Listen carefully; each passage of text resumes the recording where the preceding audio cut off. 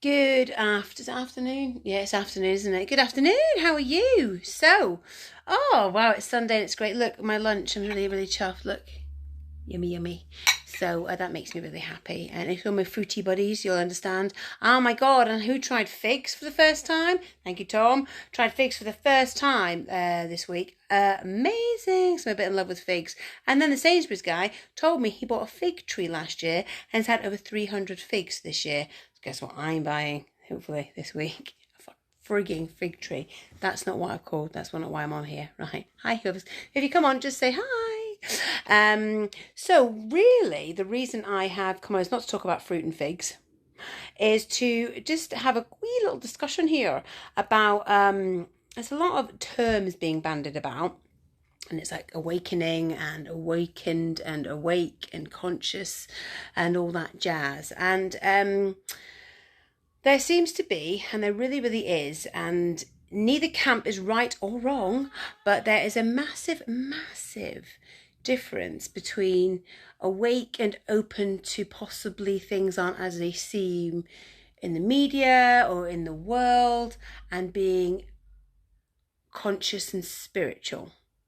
Now, it's okay to be super spiritual and it's okay to not be super spiritual. That's kind of that depends where you are on your journey through ascension and through the different paradigms of consciousness and things like that. And if that sentence I've just said makes no sense to you, that's absolutely fine. The only sticky little number I've come across is that everybody who is kind of on the same page as regard to awakened, if you get me, is everyone who's on that page is kind of thinking that, oh, if we're sort of awake to looking deeper into things, seeing that maybe things aren't as they seem, is that necessarily? That is not necessary. In fact, it's absolutely not necessarily at all that people are consciously spiritual, and vice versa, strangely enough. So people who are very conscious and very spiritual believe it but don't really care about the media and just go along with it because it's got no interest in their world. See? So whichever camp you're in is absolutely fine, and actually the camps can mingle. That's cool too. It's just that when people are on a very spiritual journey and a very ascension through the conscious paradigm, and looking at going into fifth dimensional type realms, we can see other people who are it. We kind of think everyone's there with us, and that we also are very quite vulnerable, as in we are everything is open, our chakras are open, our energies are there to be felt. And what can happen is that we can just seem, to people who aren't spiritual and aren't there, quite vulnerable. Now usually that's almost okay, but at the moment, because we're kind of in this very turbulent kind of energetic space, people who are kind of thinking, oh my God, what's going on in the world, that's all BS, aren't necessarily spiritual. However, our spiritual people maybe think they are, and so bring them into our energy when the energies aren't the same. If you think I'm talking utter nonsense, you have no idea what I'm talking about, that's totally cool. Those of you who get what I'm talking about, you get what I'm talking about. That just because we are awakened and alive and able to see things differently and maybe siphon through some of the BS we're being taught and told, maybe that those people are not necessarily spiritually aligned with us. And it's to really understand that spirituality is a very different thing altogether. And it really is very, very different, in fact. So much so that you can have one without the other entirely.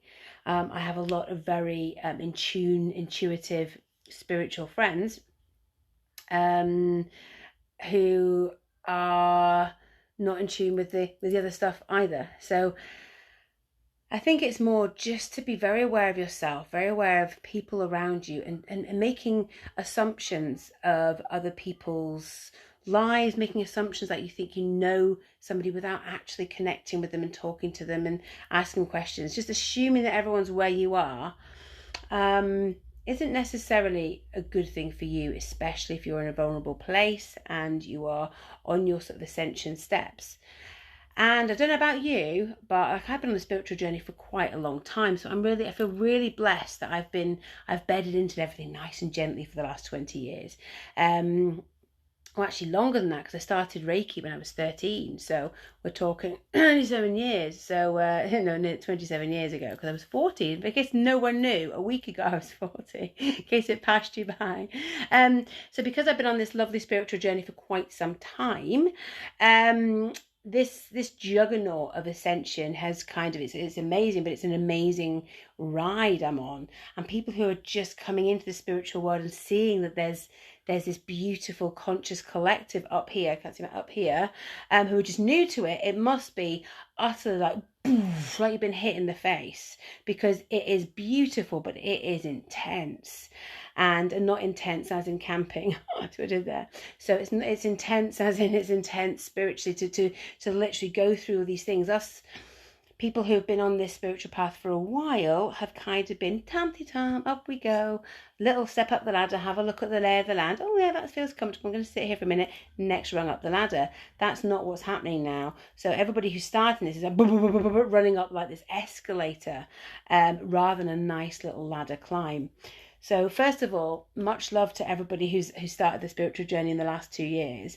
Secondly, see where you are, try and take some time, and maybe don't automatically assume that people have any clue where you are at either. It's a wonderful time. To be honest, it's a wonderful time to be alive. In where I'm sitting, I think, oh my gosh, amazing things are happening. And it might be really tough for some people who are starting out on this spiritual awakening, if you like, but I promise you it is the best time in the universal sort of spiritual way. Hi, Kerry. So that's really all I wanted to say. Come right at the end. But that's really what I wanted to say, was that just the conscious and the awake, incredibly different, and you can have one without the other, or together. It's totally fine. So in summary, just look after yourself, look after your own personal awakening. Reach out to people who maybe do look at, you see, when you put yourself out there in the world, and some people are very consciously spiritual and stuff, but don't seem to be having as rough a time as you, maybe reach out to them, because they can probably help and probably maybe put your mind at rest that it's all going to be okay. Because when it first starts out, it is a rocky road, and it can feel really rocky and really unsure. And it can be that you think, oh, I want to turn back now. This is scary. You won't, but you may want to. So I would just reach out to people who look like you put it out there like they're looking like they're dealing with it, and they look like it's okay, because it might be just this week they are and next week they're not, but it's a time now for real connection when you are literally going through this paradigm. So reach out to people who look like they're coping with it quite well. And bear in mind, looks can be deceptive, but you'll tune in energetically to think, who can I reach out to make this okay? There are so many people who are on this rocky road. You are not alone, I promise you. But it's being aware of other people's levels and where everyone is at, and no one is at the same kind of paradigm level at all. So welcome if you are on this beautiful awakening, because it is beautiful. It is utterly drop dead. I feel amazing. I just feel lucky to be alive at this incredible moment in time. And for others, it feels terrifying. And for others, it feels just so scary and lonely. So please reach out and understand who you can be vulnerable with. Being globally vulnerable, as in the days 2 years ago, being globally vulnerable might not have served you. It might not serve you now, because not everyone in this beautiful community is where you are. So all I would say is tune into the energy, see who you can be vulnerable with, lean into that with people who can support you properly, and enjoy the ride.